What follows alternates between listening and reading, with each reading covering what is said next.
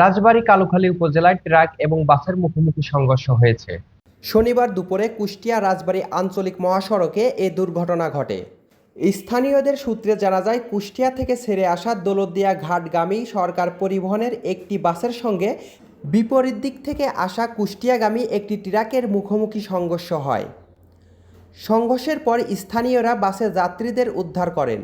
সময় ট্রাকের ভেতরে আটকে পড়া চালককে দরজা ভেঙে উদ্ধার করে কালুখালী উপজেলা স্বাস্থ্য কমপ্লেক্সে নেওয়া হয়।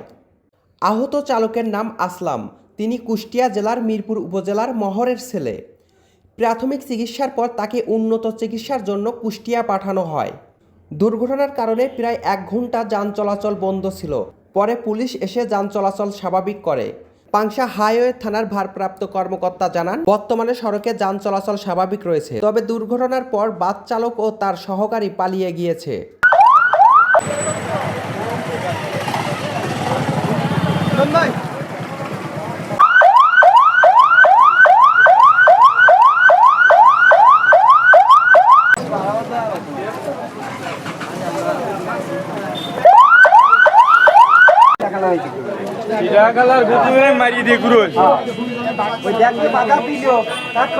রাজবাড়ী জেলার সর্বশেষ সংবাদ দেখতে চোখ রাখুন আরএনবি টিভিতে।